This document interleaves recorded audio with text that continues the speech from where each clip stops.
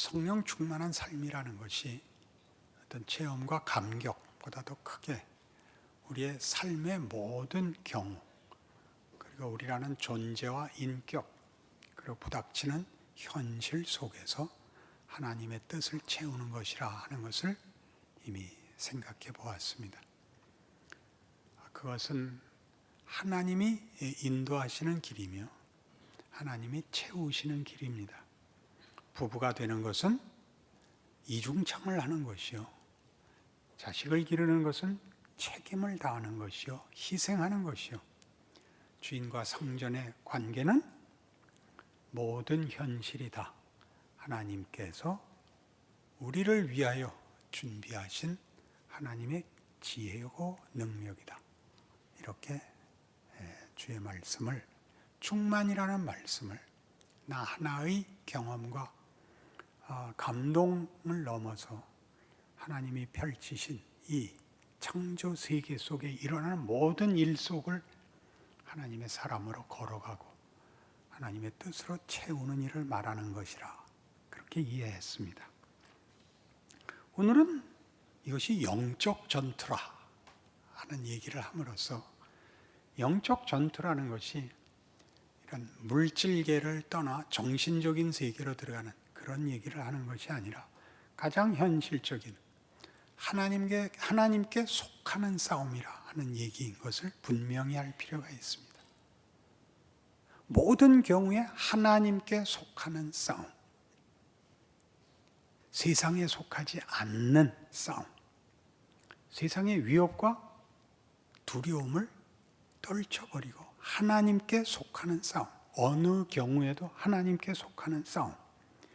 그것은 그래서 뒤에 나오는 것 같이 전신갑주라고 얘기함으로써 얼마나 영적 무장을 튼튼히 해야 하는가 보다 훨씬 다양한, 그러니까 전투로 얘기하면 머리도 보호하고 이 몸통도 보호해야 되고 방패도 가져야 되고 칼도 가져야 되는 것 같이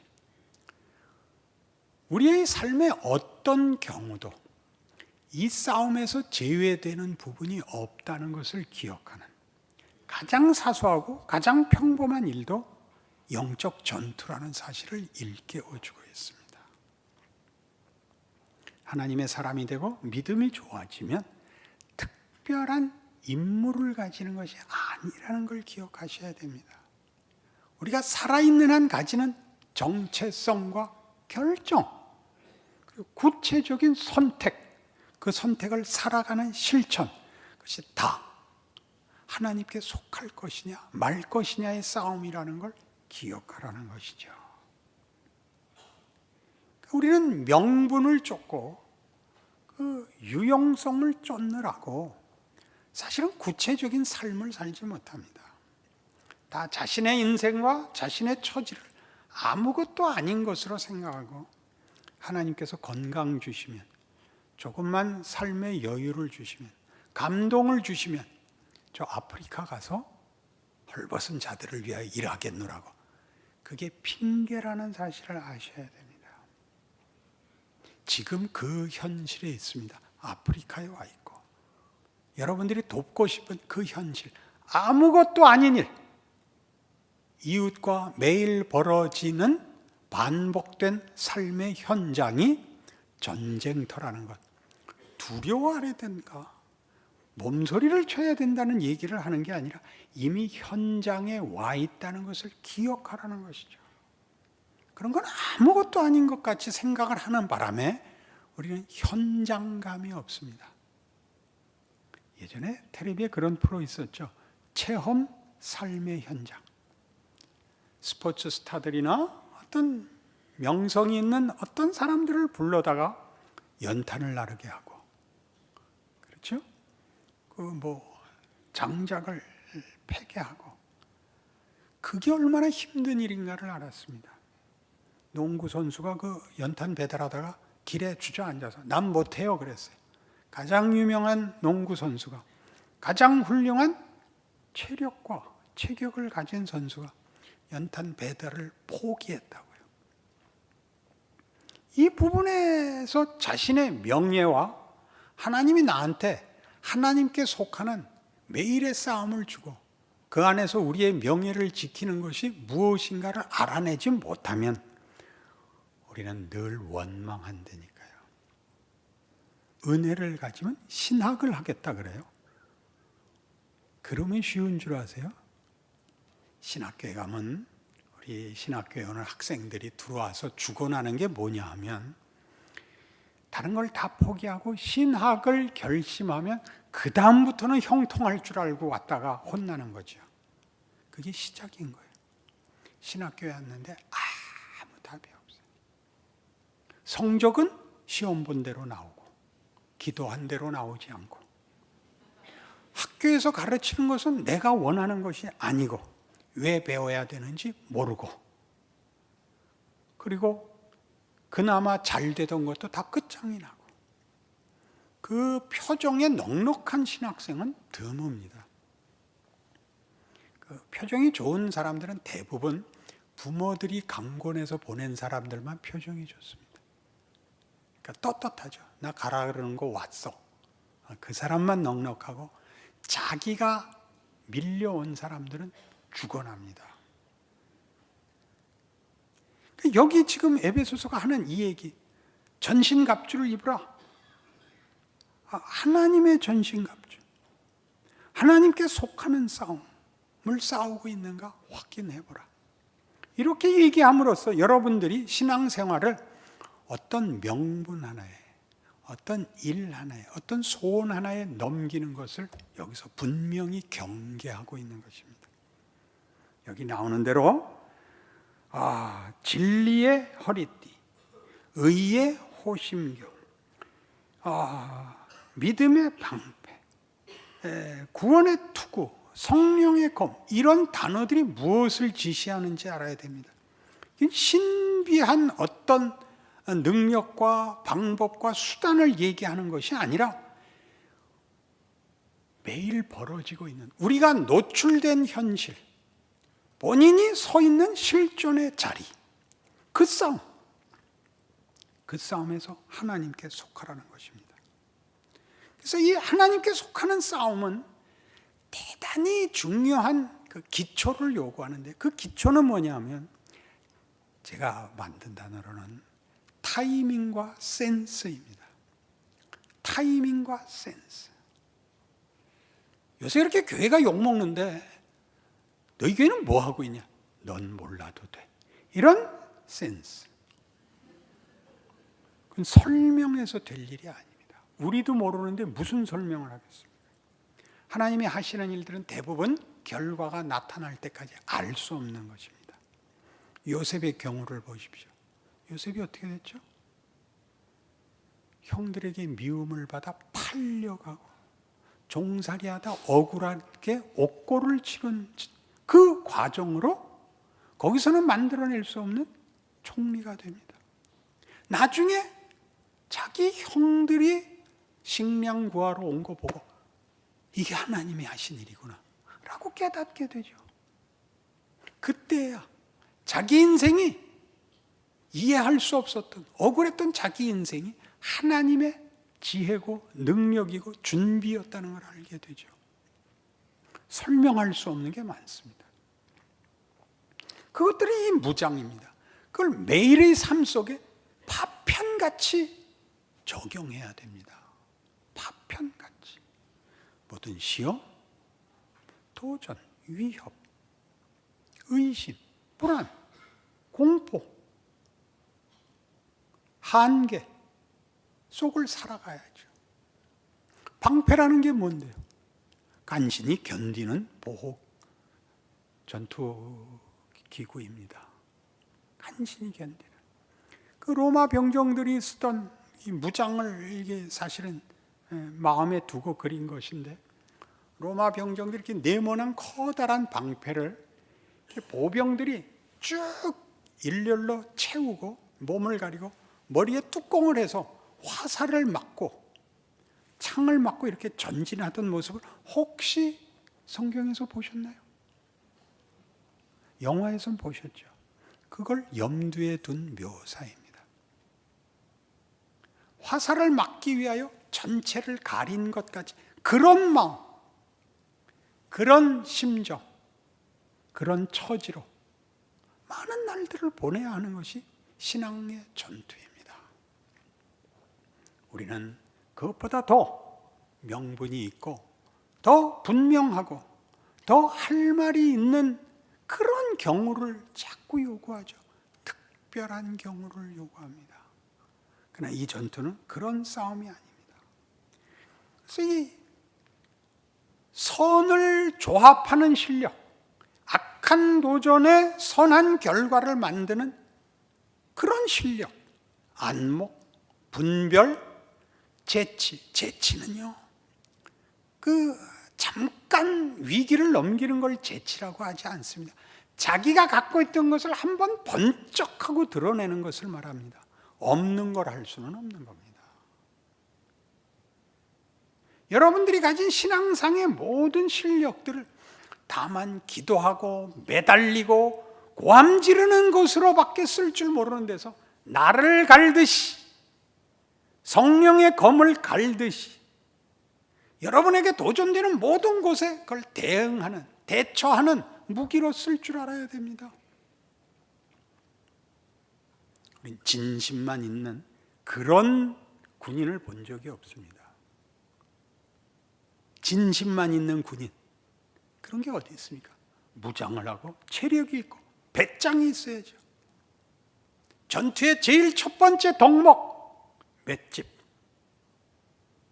죽으면 죽는 겁니다. 우리에게 죽으면 죽으리라는 실력 없는 자의 넋두리 같이 됐습니다. 각오만 있는 것, 그러면 안 됩니다. 여러분의 현실을, 자기 인생을 사십시오. 자기 인생의 특별함을 모르면 나이 들어서 분명해지는 것, 원망밖에 없습니다. 인생에 대해서 원망하는 건 세상 사람들에게 공통된 결론이지만 예수 믿는 사람에겐 그럴 수 없습니다. 감사로 끝나야 맞습니다. 이건 부추기거나 격려할 수 있는 일이 아닙니다. 각각이 아셔야 되는, 각각이 깨우치셔야 되는 성경의 가르침인 것입니다. 그러니 로마서 12장에 가면 신앙생활이라는 걸 어떻게 구체적으로 성경이 제시하고 있는지 다시 한번 확인해 보십시다. 이것은 명분이 아닙니다. 로마서 12장 1절. 그러므로 형제들아, 내가 하나님의 모든 자비하심으로 너희를 권하노니 너희 몸을 하나님이 기뻐하시는 거룩한 산 제물로 드리라. 이는 너희가 드릴 영적 예배니라. 그 군에 가면요, 제일 먼저 하는 게 군인 정신과 체력을 만듭니다. 전투력을 만들죠. 제일 많이 하는 게 구보입니다. 구보, 뛰기. 완전 무장하고 뛰기, 4km, 8km, 12km, 24km 장거리 군장 행렬, 이런 것들을 제일 많이 합니다. 왜요? 일단 강력이 있어야 됩니다. 보병은 걷는 힘이 있어야 되고 군장을 메고 갈 체력이 있어야 되고 심폐기능과 배짱과 정신력이 있어야 됩니다. 군대에서 제일 많이 시키는 거죠. 그러니 종종 낙오병이 생깁니다. 제가 다닐 때 군대하고 지금은 많이 달라졌을 것이라고 생각하고 훨씬 더 나아졌을 거라고 생각하지만 우리 때는 하나 영화에서 보는 미군하고 한국군하고 차이가 이런 게 있었습니다. 우리는 가다가 낙오하면 죽여버렸습니다. 그러니까 낙오를 체력이 있어서 없어서 하는 게 아니라 맞는 게 공포스러워서 못했습니다. 짓밟아버리니까. 근데 영화에 나오는 미군은 이렇게 시키던데요. 낙오를 하면 앰뷸런스에 태우고 갑니다. 그리고 남들 쉬는 주일날 혼자 그걸 다시 해야 됩니다. 그걸 안 하고는 수료가 되질 않습니다. 어떻습니까? 어디가 더 무섭습니까? 이게 그 얘기입니다. 너희 몸으로.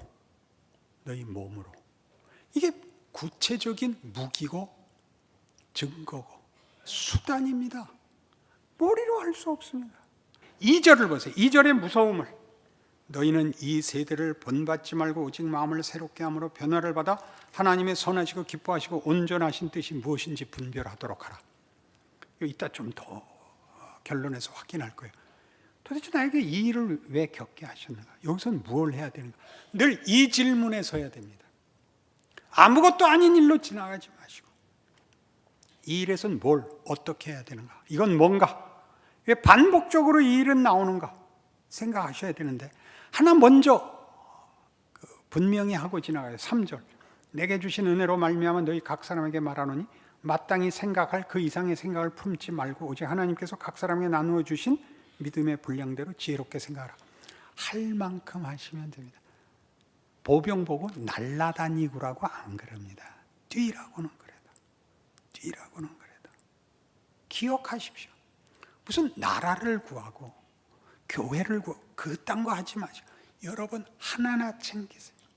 여러분 삶을 바치죠. 자기 일을 하세요. 그 다음에 어떻게 엮느냐는 하나님께 맡기십시오. 마땅히 생각을 그 이상을 하지 마십시오. 여러분 삶을 바치십시오. 각각의 삶을 기적을 만드십시오. 여기를 아멘을 못하는 게 한국교회의 현실입니다. 가슴이 벅차올라야 아멘하는 거 아닙니다. 그걸로 때워서 처리하고 교회에 앉아있지 말고 돌아가십시오. 자기 일터로 자기 자리로 돌아가서 자기 일을 하십시오. 은혜 받으셨습니까? 회사 가십시오. 신우회 만들지 마십시오. 일 잘하십시오. 성령 충만입니다. 그게 지혜입니다. 하나님의 뜻입니다. 잘하려고 그랬다는 건 압니다. 더 깊어지는 것이 이것입니다. 더 위대해지는 것입니다. 그래서 고린도 후서 4장에 가면 같은 얘기를 고린도 후서에서는 보다 우리의 경험과 가깝게 이렇게 얘기합니다.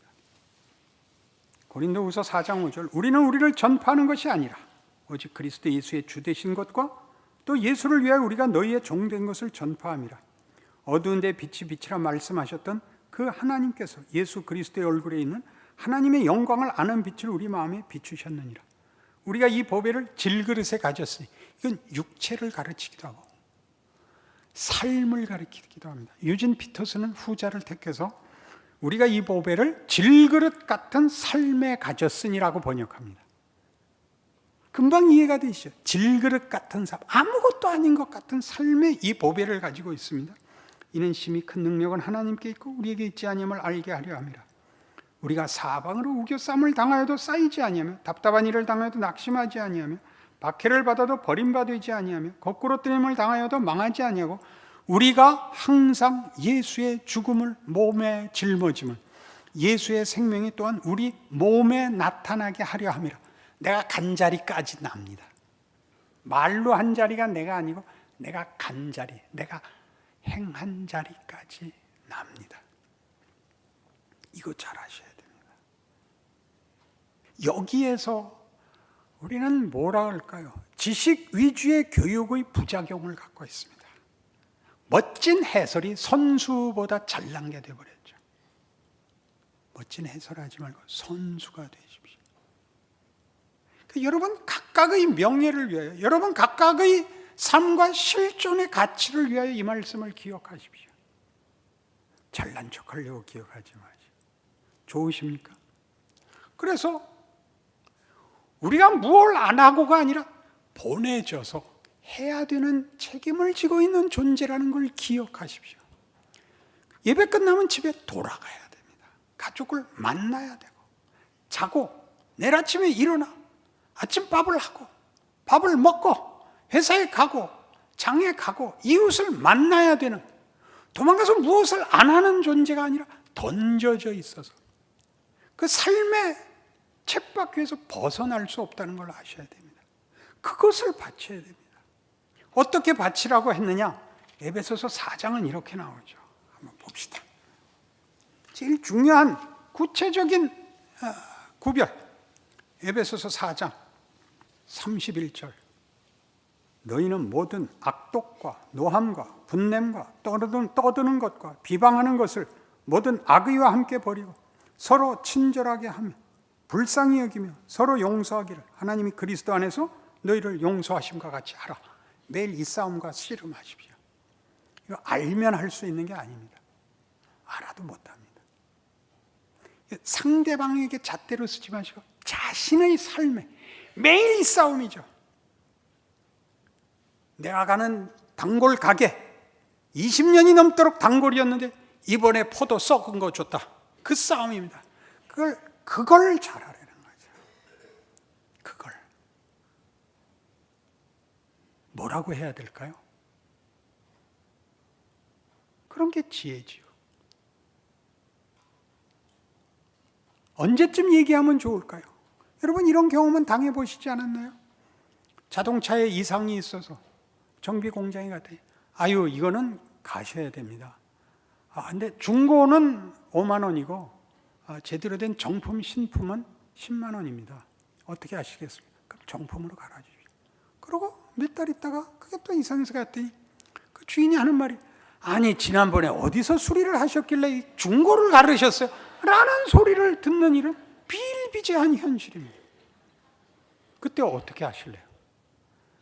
그렇군요. 그 가게 가서 제가 다시 갈아달라 그럴게요. 그러고 나와서 물어물어 좋은 가게 가야죠. 거기서 당신이 그러자 그러면 서로 못 보죠. 그 앞으로 지나갈 수가 없습니다. 우리 삶에서 우리가 치르는 전쟁들입니다. 반복적으로 이것 아닙니까? 반복적으로 이 싸움이죠. 악독과 노함과 분냄과 비방하는 것, 그건 너희 입에 담지 말합니다. 그러면 얕보는데 아니요. 그냥 웃고 쓱 물러나도 압니다. 다시는 안 가면 되니까. 왜 안 오는지 지가 알겠죠. 신사적으로 하셔야죠. 5장에 가면 이렇게 나타납니다. 3절. 음행과 온갖 더러운 것과 탐욕은 너희 중에서 그 이름조차도 부르지 말라. 이는 성도에게 마땅한 바니라. 누추함과 어리석은 말이나 희롱의 말이 마땅치 아니하니 오히려 감사하는 말을 하라. 여러분의 그 인생과 기회를 이런 어리석거나 추한 것으로 내주지 말라 그럽니다. 명예롭게 보십시오. 만만치 않은 일입니다. 뭘 안 하는 것, 그래서 한 걸음 더 나가서 멋있게 보십시오. 뭐가 멋있는가 생각하십시오. 모든 드라마에서 또는 영화에서 주인공은 목소리를 안 높이는 것이 가장 멋있습니다. 주인공이 악당보다 더하게 된 게 클린트 이스트우드부터 그렇게 됐습니다. 황야의 무법자에서부터 주인공이 악당보다 더 잔인하게 되는데 그러고는 이제 영화는 재미없어져 버렸습니다. 배울 덕목이 없어졌죠. 클린트 이스트우드가 제작한 영화 유명한 시리즈 더티 해리, 경찰관이 법을 집행하는 자들의 부패를 알고 보복하는 것, 먼저 쏴 죽이는 것 한참을 했습니다. 왜 그랬을까요? 클린트 이스트우드는 지금도 인상을 쓰고 있습니다. 그는 분하죠. 정의가 명분이지만 아무도 정의롭게 살지 않는 현실에 대해서 불만인 사람입니다. 클린트 이스트우드는 무시무시한 역으로만 나왔는데 말년에 죽을 때쯤 되니까 제법 괜찮은 역에 나왔죠. 그랜 토리노. 성경을 보기래요. 좋은 영화를 보기를 뭘 하는 거예요 도대체. 이제 우리 에베소서 5장 15절부터 이렇게 쭉 이어서 오늘 영적 전투가 있다는 걸 잊지 않아야 돼요. 이 쭉 보세요. 그런즉 너희가 어떻게 행할지를 자세히 주의하여 지혜 없는 자같이 하지 말고 오직 지혜 있는 자같이 하여 세월을 아끼라. 우리의 인생을 허비하지 마세요. 이 기회입니다. 자기 대사를 하세요. 카메라가 여러분을 비출 때 자기 연기를 하세요. 그런 얘기죠. 때가 악하니라. 그러므로 어리석은 자가 되지 말라. 오직 주의 뜻이 무엇인가 이해하라. 멋있는 역을 하라고요. 악당이 악역 다 했어요. 그러니까 같이 똑같이 굴지 말고 너는 멋있는 역을 해라. 이해하시겠습니까? 이쯤에서는 얼굴에서 빛이 나야 되는데 그 감동이 없어요. 자기 인생을 아셔야 됩니다. 자기 인생의 귀함을 알아야 됩니다. 그 누가 대신할 수 없는 겁니다. 그거 하십시오. 원망할 사람이 없습니다. 자기 경우, 자기 정황, 그 특별한 경우, 그 특별한 정황을 연기를 하십시오. 하나님의 사람은 어찌 해야 되는지 보여보십시오. 그리고 나오는 게 술 취하지 말라 아닙니까? 이는 방탕한 것이니 오직 성령으로 충만함을 받으라. 술 먹고 넘어가지 말라고요. 술 먹는 사람들의 공통점, 마음이 약하다. 마음이 약하다. 술을 먹어야 본심이 나온다. 그러지 마시고 술을 먹어야 연기를 한다는 것은 불행한 일입니다. 맨정신에도 바쁜 게 대사 외우는 것입니다. 그걸 하십시오. 멋진 역할을 하십시오. 시와 찬송과 신령한 노래들로 서로 화답하며 너희의 마음으로 주께 노래하며 찬송하며. 얼마나 다른가 보십시오. 비방, 회방에서 나와 찬송, 감사, 영광을 나타내라.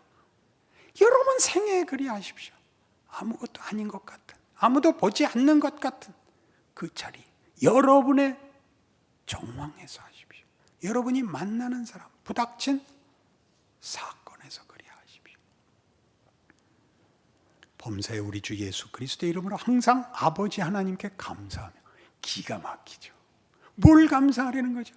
그 기회, 여러분에게 준 특별한 배역, 하나님의 일하심의 중요한 한 부분을 감사하십시오.